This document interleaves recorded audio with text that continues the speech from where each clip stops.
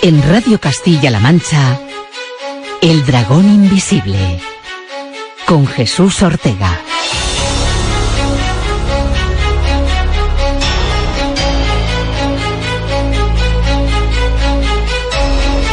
¿Qué tal? Bienvenidos una semana más a El Dragón Invisible en Radio Castilla-La Mancha.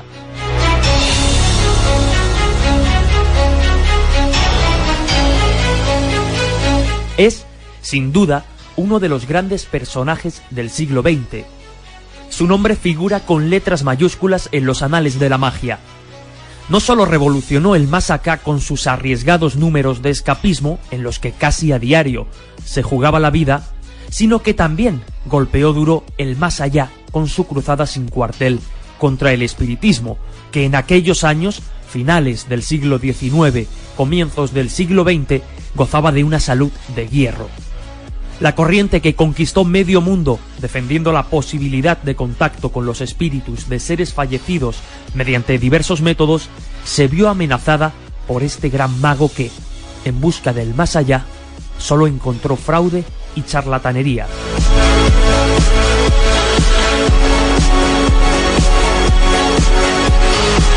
Entre las muchas hipótesis que tratan de explicar su muerte, los hay que no dudan en afirmar que fue asesinado, por decirlo de alguna manera, por los propios espíritas, hartos de una ofensiva que no cesaba.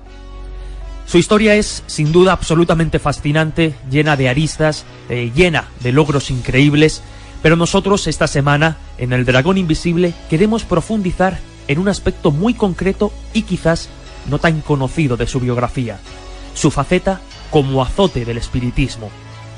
Hablamos, cómo no, del gran Houdini.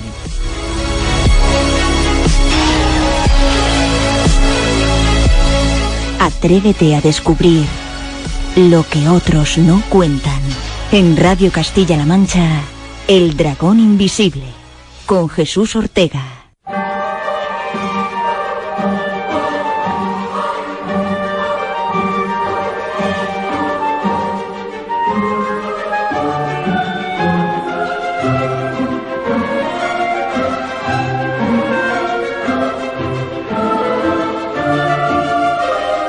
Eric Weiss nació en Budapest, en el seno de una humilde familia, el 24 de marzo de 1874.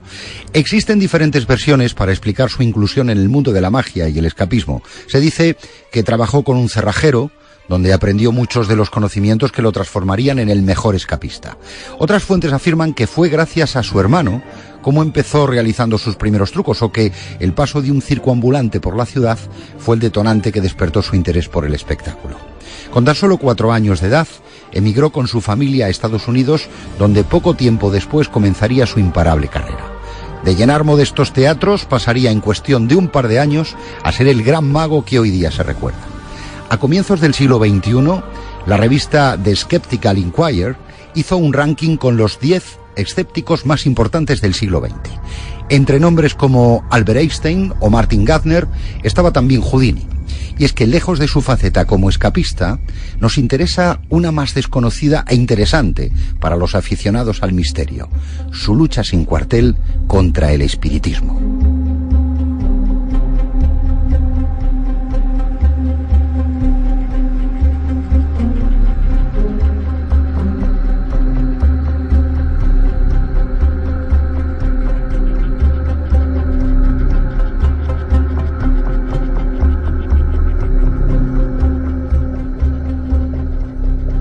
Como oíamos en la introducción, Eric Weiss era el nombre real, fue el nombre real de el gran Houdini antes de bautizarse a sí mismo con ese nombre.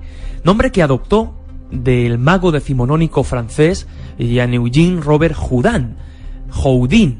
Él añadió esa I final transformándolo en Houdini.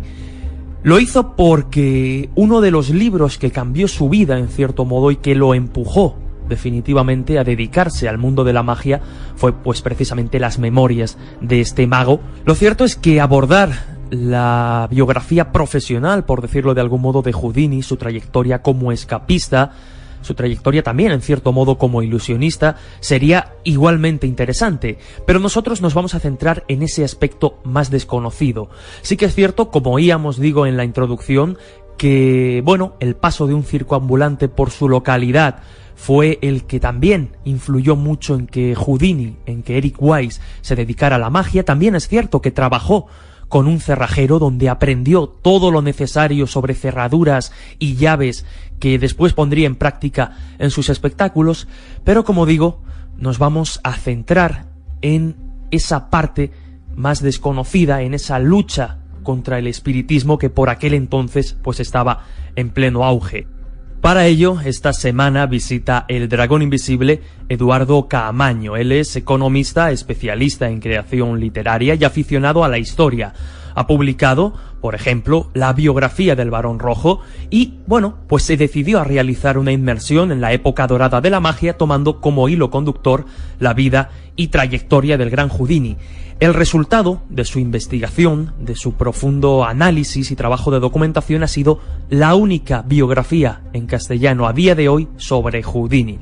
Houdini, la biografía definitiva del mago más célebre de todos los tiempos, editada por Almuzara. Sorprende, ¿verdad?, que a día de hoy, en pleno siglo XXI, y tratándose de un personaje tan importante como Houdini, no existiera una biografía en nuestro idioma.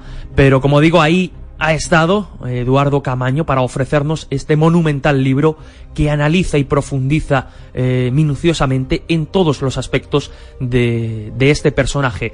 Nosotros, como digo, nos vamos a centrar en esa lucha contra el espiritismo y sin más, pues es un auténtico placer y un lujo saludar a Eduardo Caamaño. ¿Qué tal? Bienvenido al Dragón Invisible. Hola, ¿qué tal? Muchas gracias. Como decíamos, Eduardo, nuestra intención esta semana es profundizar en esa lucha, en esa cruzada contra el espiritismo que Houdini desarrolló a lo largo de su trayectoria. Y si no recuerdo mal, si no me equivoco, ya durante su adolescencia conoció a un mago, a Joseph Rhine, y lo cierto es que era bastante escéptico con todo lo que oliera a espiritismo. Lo que hizo Joseph Rhine fue llevarse a Houdini a una sesión mediúmnica, a una sesión espírita, donde evidentemente y supuestamente parecía que pues los espíritus se iban a manifestar e iban a ser testigos de diferentes fenómenos paranormales, fenómenos extraños. Claro, la sorpresa de Houdini viene cuando empieza a contemplar todo eso y ve que todos los supuestos fenómenos extraños que allí se están manifestando tienen truco, que es una cadena de trucos o de juegos capaces de engañar al público no experimentado, pero claro, Houdini ya tenía una experiencia.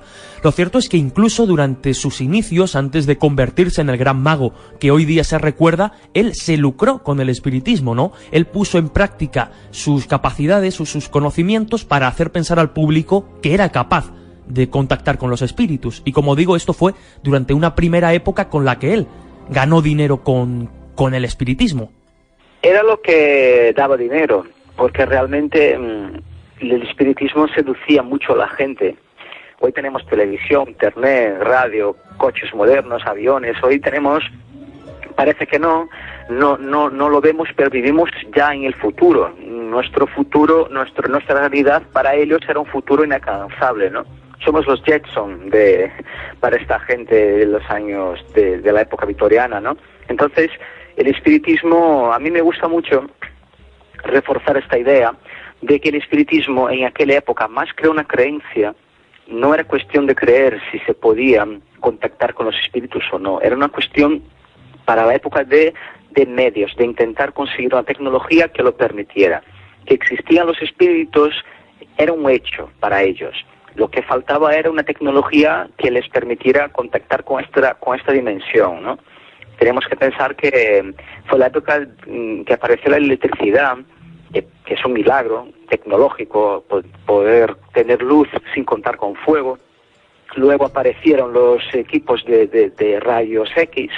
Entonces la gente en aquella época pues alucinó cuando vio una placa en la que aparecían sus huesos, sus órganos. Entonces, pues para contactar con los espíritus faltaba eso, una tecnología, ¿no? A la falta de la tecnología, pues había medios que decían que tenían esta sensibilidad de tocar la otra dimensión, de escuchar la otra dimensión y por consiguiente contactar con esta dimensión, ¿no? Y eso atraía a mucha gente, era muy seductor.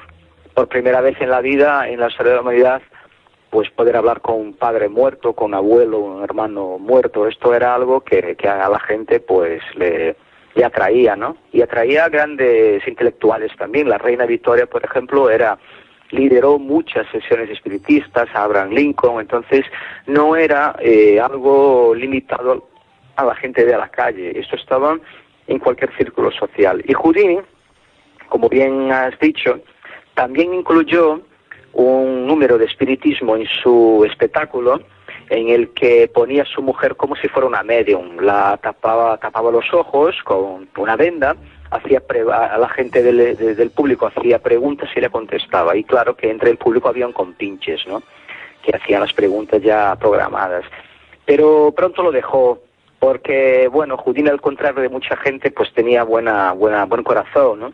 Y él pronto lo dejó porque no era capaz de seguir ganando dinero a costa de la sensibilidad y la desesperación de las personas. Entonces fue una etapa muy corta en ese sentido. Desde luego, esto que señalas es muy importante, ¿no? El hecho de que él no quisiera aprovecharse o no quisiera lucrarse de la credulidad o de la creencia de la gente, del dolor ajeno, pero sin duda llega a un punto de inflexión en la vida de Houdini, que es la muerte de su madre. Como decíamos al principio, la relación con ella pues era casi enfermiza, y el 17 de julio de 1913 pues le marcó profundamente, porque claro, es el día en el que fallece su madre y pues paradójicamente él estaba fuera, él se encontraba de gira en Copenhague y no pudo despedirse.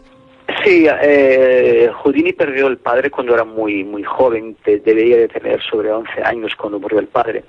Y uno de los últimos deseos, una de las últimas palabras que su padre transmitió a los hijos fue que cuidaran de la madre, ¿no? Y Houdini lo tomó muy en serio. Es verdad que Houdini tuvo una relación de su madre bastante... tenía una obsesión por ella, ¿no? Era una relación de Edipo, ¿no?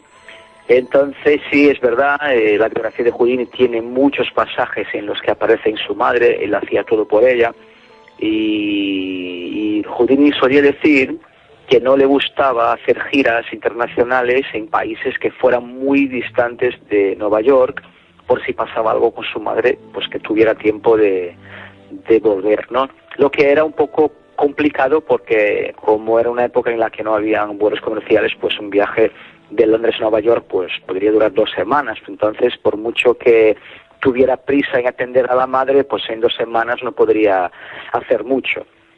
Entonces, eso, que la verdad es que la muerte de su madre fue dura en muchos sentidos, ¿no? El primero, por supuesto, por la pérdida de su madre.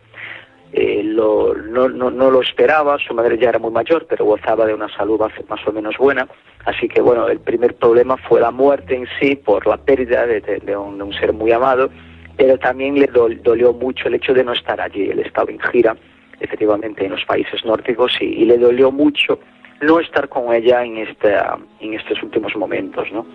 No sé si este dato es cierto, también te lo pregunto para confirmarlo de alguna manera, y es si es cierto que su madre intentó dejar un mensaje a Houdini antes de morir y no lo consiguió, y fruto de ello pues nace también un poco esta obsesión a partir de ahí con el espiritismo. Bueno, eso dicen, ¿no? La madre de Houdini, la madre de Houdini tuvo un ictus cuando murió, y tuvo este ictus y duró pocos días. Y él estaba con un hermano de Houdini. Houdini tenía otro hermano que era mago, que se llamaba Jardín.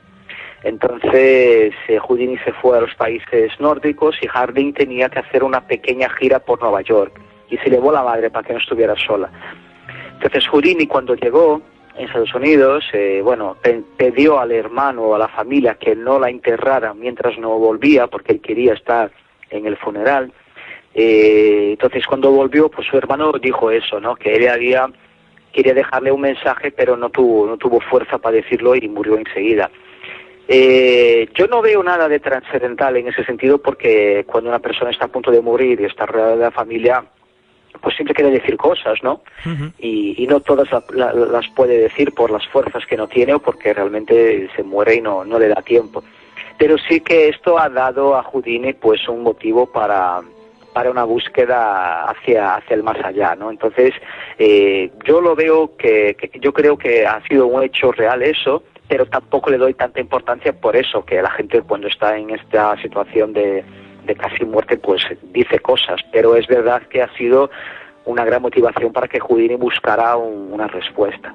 Claro, vemos como comentábamos antes, que él en sus inicios pues juguetea con el espiritismo hasta que en cierto modo lo deja de lado por no considerarlo lícito ni ético el lucrarse con esa creencia del público. Sin embargo, a partir de la muerte de su madre, él vuelve a obsesionarse con el espiritismo en busca de respuestas, en busca de un esperado contacto de nuevo con su madre, ¿no? Claro, como hablamos, su madre muere el año 1913 y esto fue un año antes de la Primera Guerra Mundial, ¿no?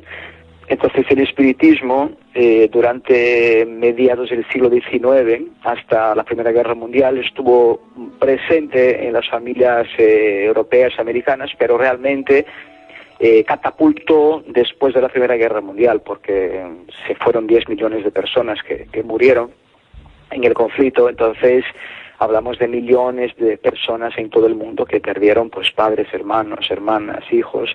Así que en el año 1918, a finales de la Primera Guerra Mundial, realmente este tema del espiritismo cobra valor, ¿no? Y entonces se empiezan a multiplicar los medios por las ciudades.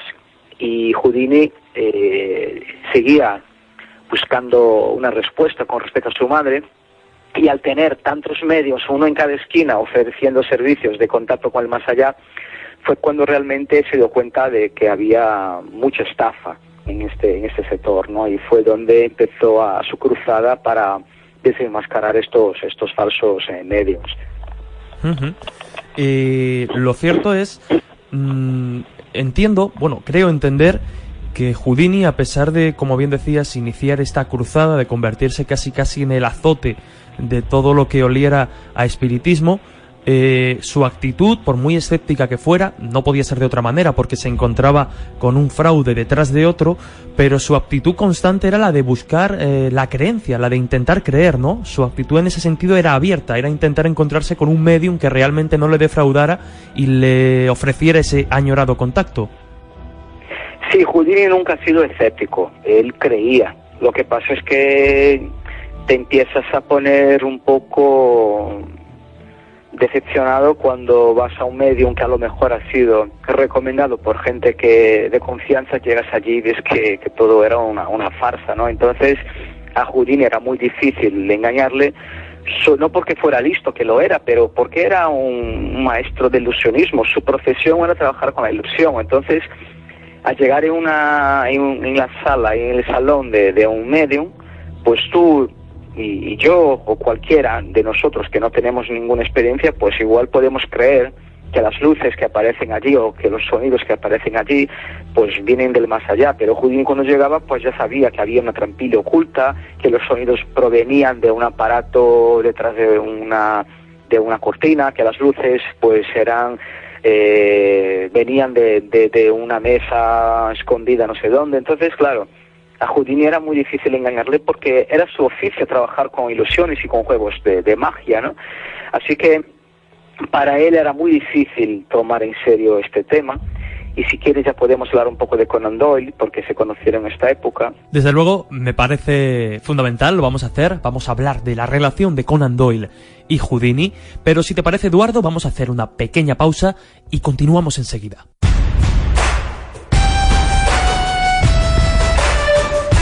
Soy Judith Mateo y desde este fin de semana el alma de Judith madrugará contigo cada sábado y domingo. Os espero a partir de las 6 de la mañana aquí en tu Radio Castilla-La Mancha.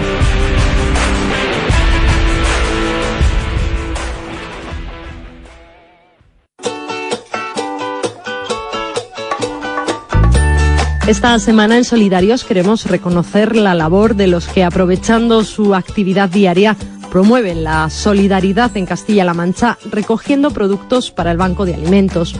Por eso hablaremos con el Corte Inglés de Albacete y nos hace especial ilusión conversar con Ramón García y Juncal Rivero, nuestros compañeros del programa En Compañía. Soy Loli Ríos y os espero este domingo a las 9:30 de la mañana en Radio Castilla-La Mancha.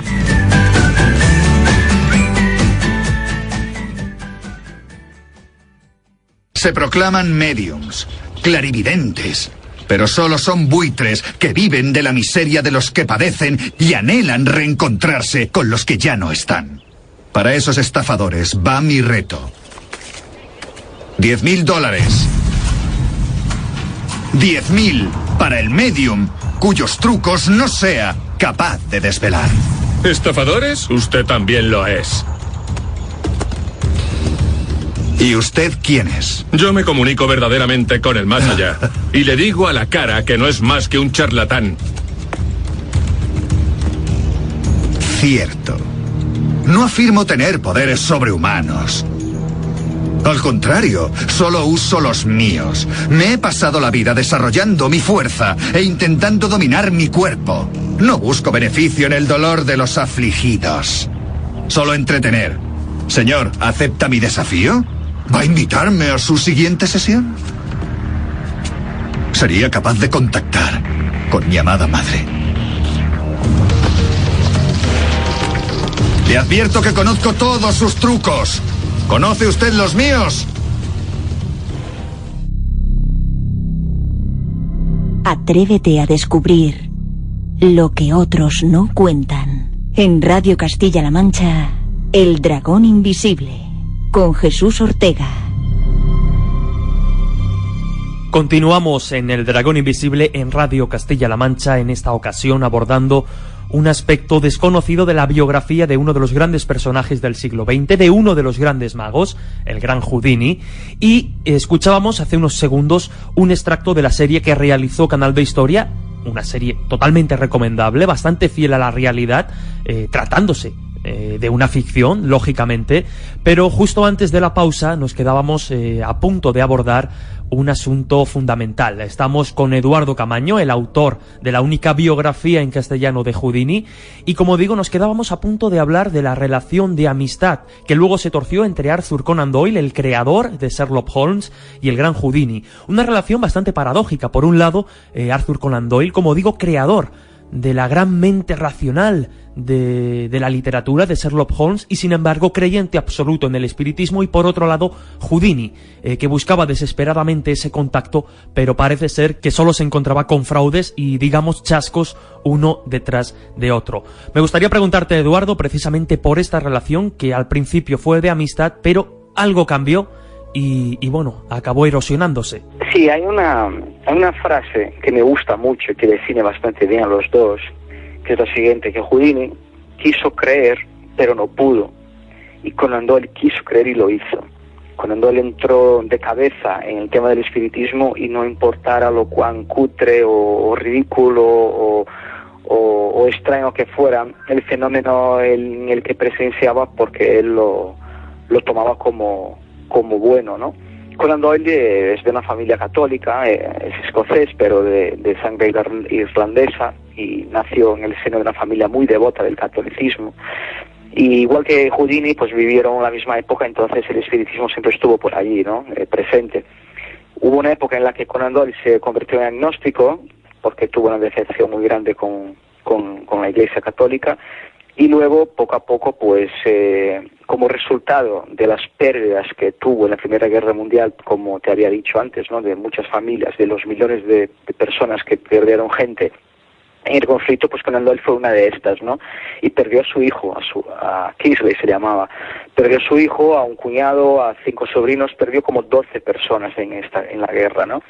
Y en esta época pues ya estaba bastante interesado en el espiritismo, y ahí fue donde la trayectoria de Houdini y Conan Doyle tuvieron un paralelismo, porque mientras en Estados Unidos Houdini iba a las sesiones casi que a diario y salía de ellas muy irradiado porque sabía que todo lo que había allí eran trampas, pues Conan Doyle a Inglaterra iba a las sesiones todos los días en muchos sitios y salía de allí encantadísimo, porque presenciaba fenómenos extraordinarios. Entonces, fíjate el paralelo que había entre los dos, y llegaría un momento que esto podría chocar, ¿no?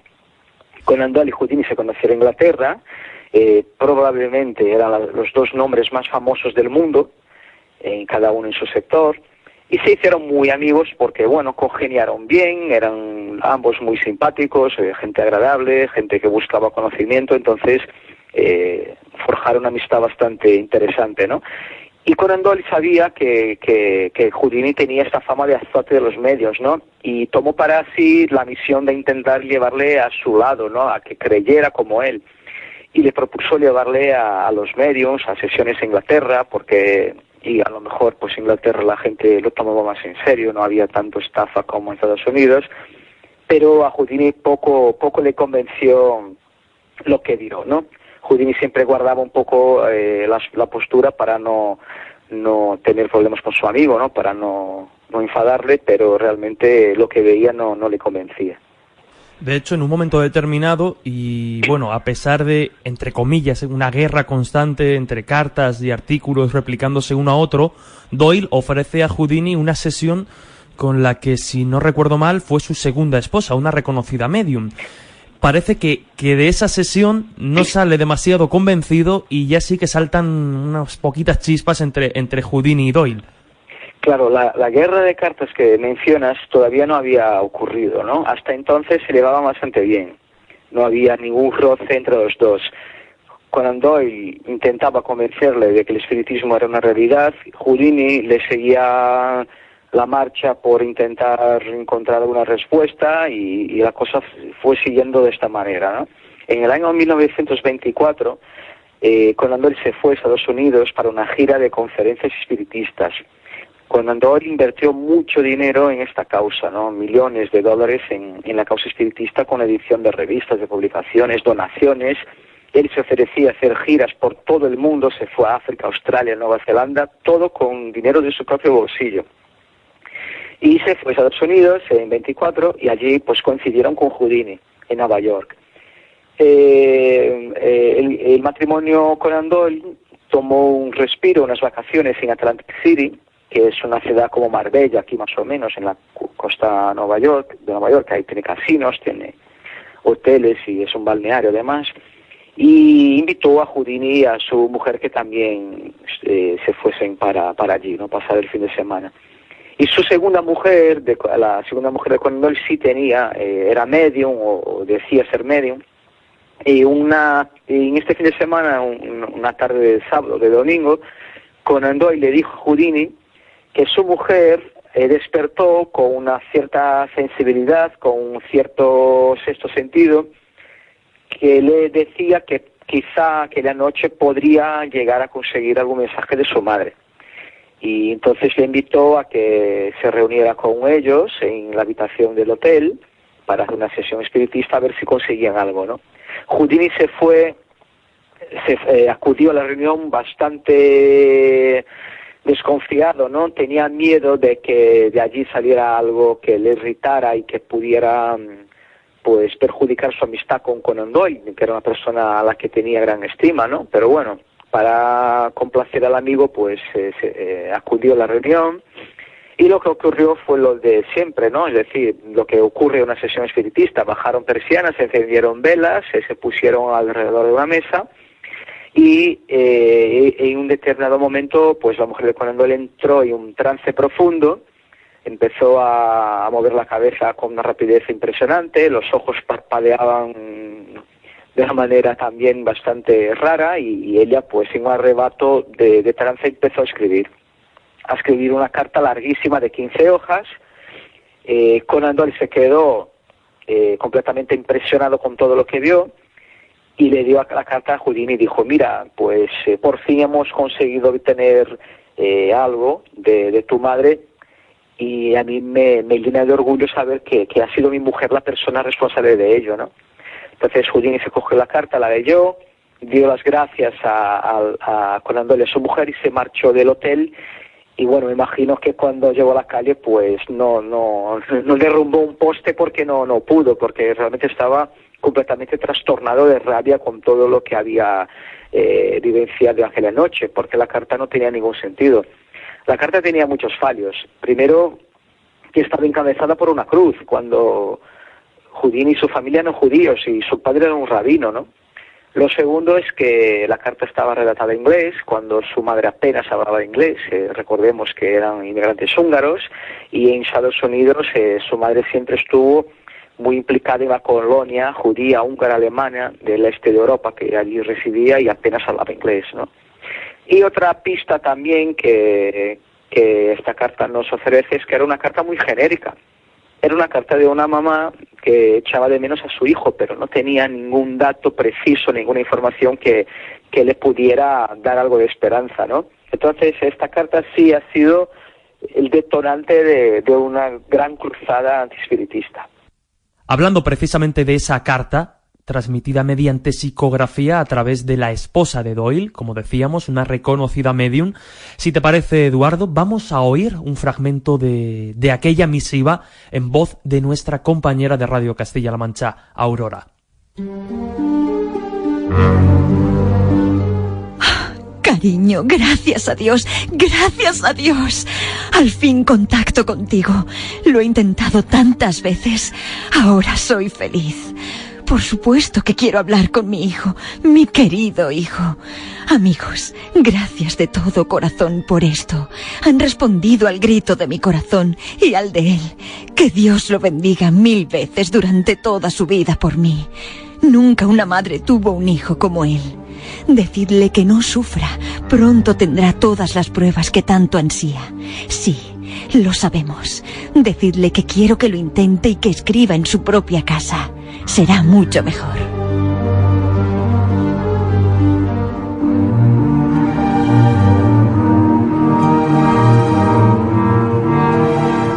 Pues ahí quedaba ese fragmento de la carta supuestamente transmitida desde el más allá por la madre de Houdini. Ya hemos visto pues que evidentemente tenía muchos fallos que Houdini descubrió, y claro, pues la frustración fue tremenda, porque ya no se estaba enfrentando a espiritistas o mediums desconocidos, sino que venía pues por parte de un amigo, de un compañero. Vamos a seguir hablando precisamente de algunos de los grandes mediums a los que Houdini se enfrentó, pero antes, Eduardo, un segundo, vamos a escuchar a nuestro compañero Juan José Sánchez Oro, pues en una píldora muy breve para explicarnos cómo eran las sesiones espíritas a comienzos del siglo XX. Pues realmente las sesiones espíritas a principios del siglo XX no tenían, digamos, un procedimiento establecido ni generalizado, ¿no? Realmente, dependiendo un poco del tipo de medium que un poco centralizaba la sesión, pues así se hacía lo que era la propia sesión de espiritismo. Los procedimientos eran muy variados. Lo que quizás sí que era una constante, y que es una constante que se ha mantenido sobre todo para los mediums que tienen capacidades mediúnicas físicas y que generan efectos físicos, es la oscuridad. Esa es un poco la pauta generalizada. Las sesiones se hacían prácticamente o bien en una penumbra o bien en completa oscuridad. Y naturalmente eso era un marco ideal para poder hacer todo tipo de fraudes. La cuestión no está muy clara por qué se pedía esa oscuridad. Parece que de alguna manera eran los propios espíritus en ocasiones los que pedían que eso se realizara, pero también, por ejemplo, hoy en día se ha visto con un caso muy reciente, que es el caso de Gary Mannion, que es un medium espírita inglés, que hace unos años, bueno, hace realmente unos meses, se le pilló en un rotundo fraude porque se colocaron una serie de cámaras en el interior de la sesión y se vio que efectivamente pues muchos de los procedimientos que utilizaba, por ejemplo, pues para crear una especie de viento paranormal, lo hacía simplemente quitándose la camiseta y agitando el aire de la habitación, ¿no? O moviendo a las personas que estaban alrededor en la sesión, moviendo la silla directamente él empujándola, ¿no? Todo esto se hizo a través de unas cámaras infrarrojas donde se vio perfectamente el fraude, y lo curioso del caso es que han tomado medidas las propias asociaciones espíritas. Entonces, esto lo que ha hecho ha sido que ocurra que ahora mismo ha habido mucha serie de medios físicos que están esperando consultar a ver qué dicen los espíritus para ver si se aceptan ese tipo de cámaras o no en sus próximas sesiones mediúnicas. Pero en el pasado, donde no tenían esta cuestión de las cámaras, por ejemplo, pues simplemente lo que se hacían era una serie de controles realizados por los propios asistentes a las sesiones mediúnicas. En ocasiones al medium se le registraba antes de entrar en la sesión para ver si llevaba algún tipo de objeto o de artilugio que pudiera provocar esos supuestos efectos paranormales, o bien directamente mientras estaba realizando la sesión mediúnica se le cogían las manos o se le cogían determinadas partes del cuerpo para impedir que efectivamente pudiera crear esos efectos fraudulentos. Pero como te digo, no había una pauta preestablecida, ni mucho menos de cómo se deberían hacer este tipo de sesiones, salvo quizás en la cuestión esta de que se hicieran siempre o bien en completa oscuridad o bien por lo menos en una penumbra muy acentuada.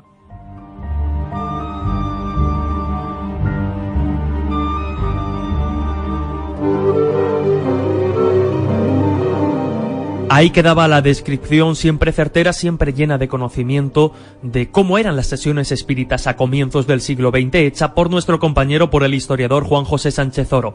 Pero nosotros, Eduardo, vamos a continuar porque uno de los grandes enfrentamientos de Houdini fue con una medium muy reputada, muy bien posicionada en la alta sociedad de la época. Era la medium Marjorie, cuyo espíritu guía era Walter, su propio hermano, que había fallecido, y curiosamente este espíritu guía en diciembre de 1924 hizo una predicción que no sé si era una predicción o la expresión de un deseo, y era que a Houdini le quedaba menos de un año de vida. Paradójicamente fallece el 31 de octubre de 1926, por lo que no acertó por muy poquito.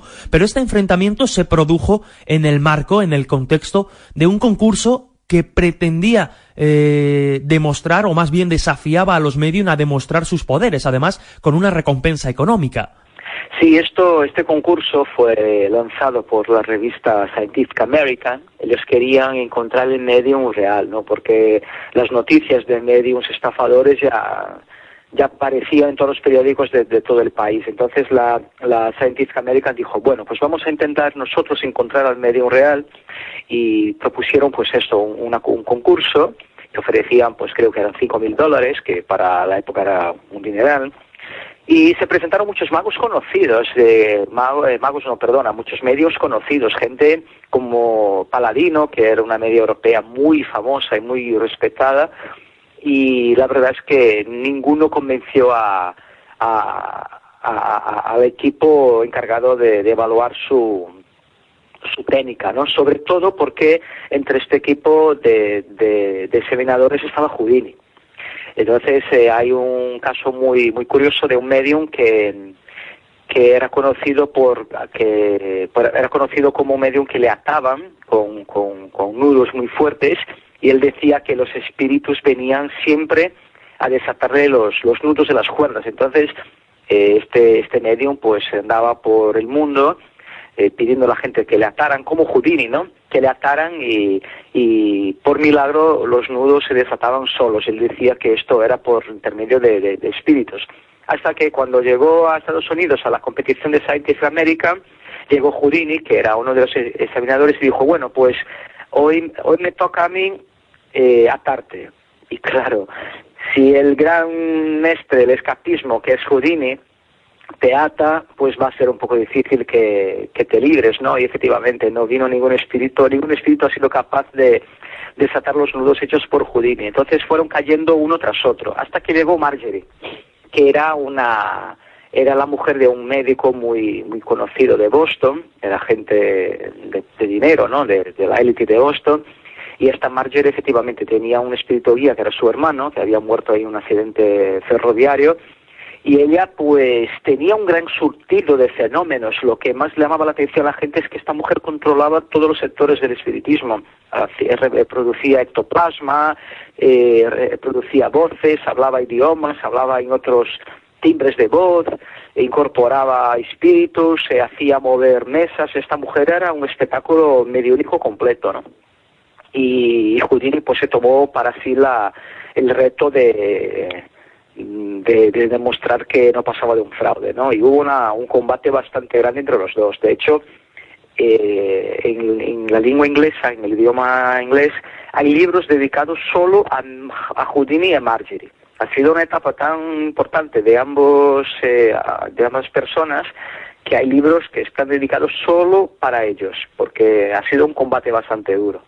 Como decíamos, Marjorie, esta medium, a través de su espíritu guía, su hermano Walter, hace una predicción, o más bien expresa un deseo en diciembre de 1924, que es la muerte de Houdini. Paradójicamente, casi acierta, porque en 31 de octubre de 1926 fallece. Y la siguiente pregunta que quería hacerte es precisamente sobre esta muerte, porque ha estado rodeada de multitud de hipótesis, desde que un grupo de espiritistas lo asesinó, hasta incluso se acusó a Conan Doyle de poder estar detrás de este fallecimiento. Sí, vamos a ver, teorías de la conspiración hay muchas, ¿no?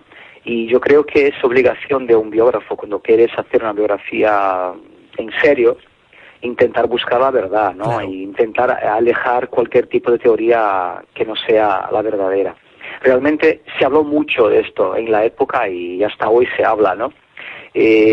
Durante el combate entre Marjorie y Houdini, cuando hablo combate no es un combate de a puño limpio, pero combate de que Marjorie pues producía un fenómeno espiritista y venía Houdini y explicaba cómo lo había hecho, ¿no? Entonces, en estos enfrentamientos entre los dos, había momentos en el que la mujer, Marjorie, incorporaba a su hermano, y era muy impresionante porque hablaba con voz de hombre, ¿no? Es como si fuera realmente una posesión. Y uno de esos arrebatos, pues su hermano dijo a Houdini que se había pasado de la raya y que moriría en poco tiempo porque el mundo de los espíritus estaba muy cabreado con él, ¿no? Y eso fue verdad, que murió poco tiempo después. Pero Houdini ha recibido muchas amenazas a lo largo de estos últimos años, entonces, bueno, yo ahí así lo tomaría como una casualidad, ¿no? La muerte de Houdini ocurrió por una serie de circunstancias cuyo único culpable ha sido el propio Houdini, y explico. Houdini ha podido ser el rey del escapismo. Houdini escapó de todos los objetos de los cuales podemos nombrar, ¿no? De baúles, de arcones, de cajas tiradas al mar, de trampas, de metal, de madera, es decir, que nunca ha fallado en lo que se refiere al escapismo, ¿no? Y había muchas empresas, muchas fábricas que lo retaban para que intentaran escapar de sus artilugios, de sus mecanismos, ¿no? Era una forma de promocionar a las empresas, y Houdini siempre escapaba de neumáticos, de neveras, de todo tipo de objetos. Y entonces, para tener estas propiedades de escapismo, además de conocer cierres, candados y etcétera, también tenía que estar dotado de una gran fortaleza física, ¿no? Porque no es cualquiera que se mete en el escapismo. Si no tienes fuerza, si no tienes aguante, pues no llegas, ¿no? Y entonces Houdini tenía esto de ser una persona dotada de una buena forma física. Y él tenía una manía un poco rara de retar a la gente que le pegara puñetazos al estómago. Pero retaba a campeones de boxeo, a gente forzuda, a gente fuerte, para que le pegara un puñetazo y demostrarlo cuán duro era, ¿no? Como era una persona que tenía aguante. Y un día estaba en un camerino, había acabado de presentar un espectáculo, estaba en su camerino, y entraron pues 4 estudiantes de una universidad para hablar con él, ¿no? Y durante la conversación uno de los estudiantes le retó, le preguntó si le podía pegar un puñetazo en el estómago porque quería comprobar que era verdad que era tan fuerte. Y Houdini dijo que sí, pero el crío le pegó 2 o 3 golpes bastante bien dados sin que Houdini se preparara, porque Houdini, claro, endurecía la musculatura abdominal para recibir el golpe y no tuvo tiempo. Entonces le pegó 4 puñetazos bien dados. Y a Houdini, pues en este momento sí notó dolor, tuvo dolor, sobre todo porque parece ser que él ya empezaba a sufrir un cuadro de apendicitis. Entonces, lo que hizo estos golpes fue agravar el cuadro.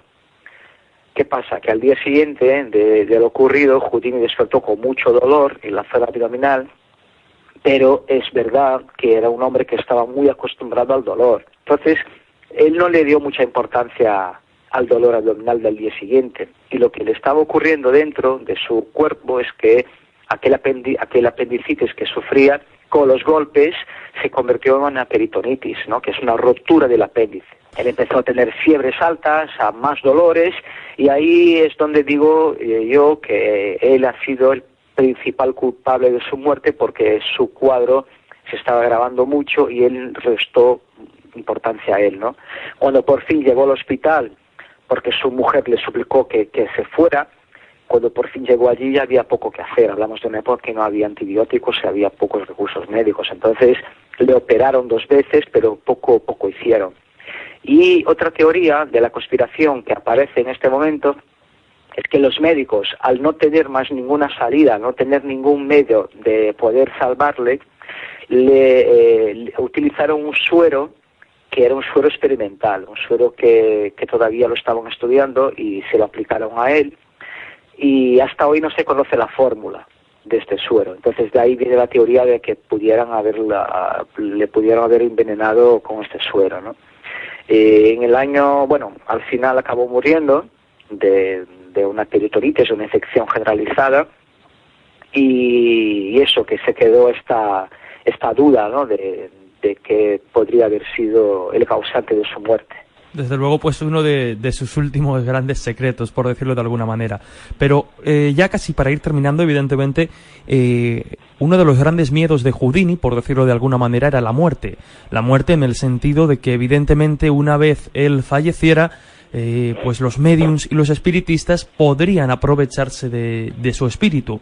Un médium sin escrúpulos perfectamente podía decir que había contactado con Houdini y que él le había confesado que había visto la luz, que el espiritismo era real. Para evitar esto, él se guarda un as en la manga, él establece un truco, un código con su mujer, que es el código Houdini, ¿no? Brevemente, háblanos un poco de este código y también de cómo se revela, porque hay truco también detrás de la revelación, por decirlo de algún modo, de este código. Este código, Houdini y su mujer ya lo conocían desde hacía mucho tiempo, porque el código que había enviado para los números de espiritismo que ellos presentaban cuando eran jóvenes. Si te acuerdas, en el comienzo habíamos dicho que Houdini y su mujer tenían un número de espiritismo cuando eran jóvenes, en el que vendaba los ojos de su mujer, la gente hacía preguntas y ella contestaba a las preguntas, ¿no? Entonces, para contestar correctamente a las preguntas que le hacían, pues ellos tenían un código, era un código en el que yo te decía una palabra, eran palabras cortas de 4 o 5 letras, y cada letra representaba un número, y a través de una fórmula matemática pues llegabas a la respuesta correcta, ¿no? Entonces era un código que no fue un código ideado por Houdini para el caso de que si un día muriera ella tuviera pues un código suyo para descubrir si el medium era verdadero o no, sino que era un código que ya existía y que lo recicló para este fin, ¿no? Houdini se acercó a su mujer un día y dijo: oye, si un día me muero, seguramente vendrán mediums diciendo que han contactado conmigo sobre todo para decir que yo me había equivocado. Entonces, para que puedas identificar que los mensajes que llegan son correctos, pues tienen que tener este código, ¿no? Y llegó un día que apareció un mensaje que tenía este código. Entonces, claro, la prensa y la gente pues se impresionó con esto, porque claro, por fin hay una evidencia real de que existe el más allá y de las manos de Houdini, ¿no?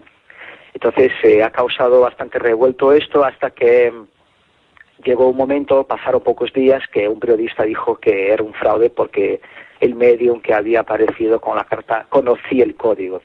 La mujer de Houdini ya era mayor, ya no andaba muy bien de salud, y una entrevista, pues sin querer, ella mismo reveló el secreto del código y cómo se desarrollaba el código, así que ya no era un secreto para nadie. Uh-huh.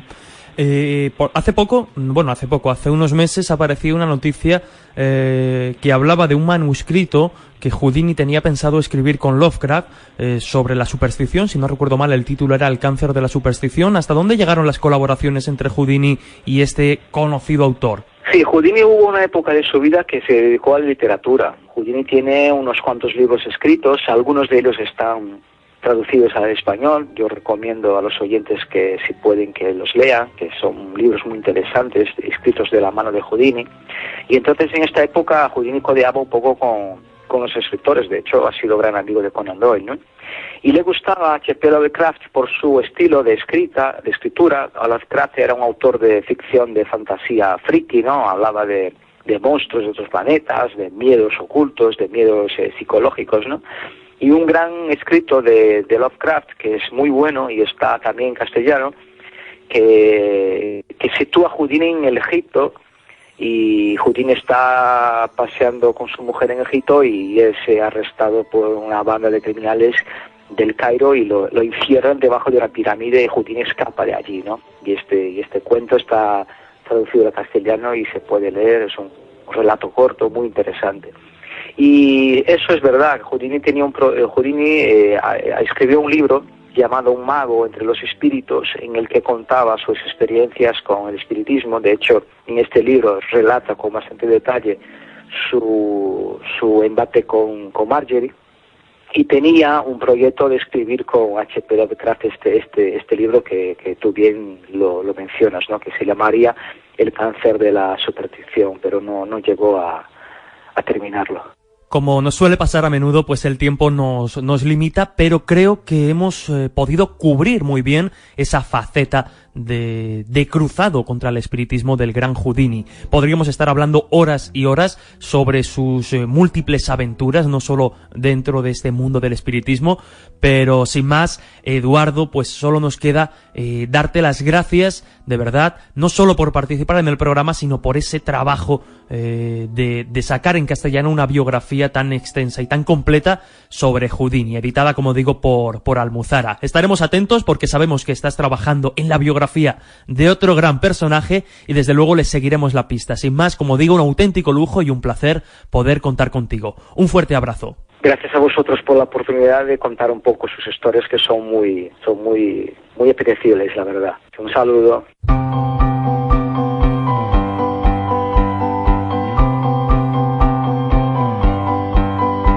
Primera norma nocturnal, no me mires así, nada te puedo dar, no hay nada bueno en mí.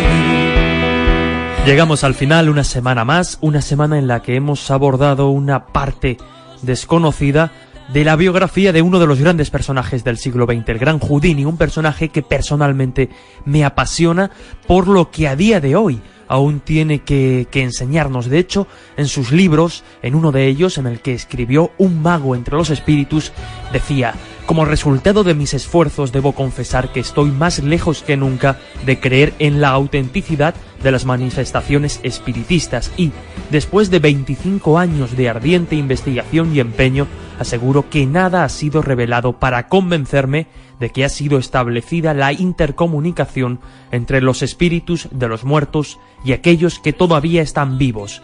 El libro acababa así: no está en nosotros probar que los médiums son deshonestos, está en ellos probar que son honestos. Espero, como siempre, que hayáis disfrutado, que hayáis aprendido, y por si alguien está interesado, en la Fundación Telefónica en Madrid hay una exposición que estará durante unos meses precisamente dedicada al personaje de Houdini. Sin más, solo nos queda despedirnos, recordar las vías de contacto, en Twitter, @dragón_cmm, en Facebook, nuestra página oficial del Dragón Invisible, y en el mail, eldragoninvisible@cmmedia.es, eldragoninvisible@cmmedia.es. Recordar también que podéis descargar todos los programas en www.cmmedia.es, también en iVoox y también en iTunes. Sin más, como siempre, pasad una feliz semana y nos escuchamos aquí en Radio Castilla-La Mancha dentro de 7 días, en El Dragón Invisible. Un abrazo.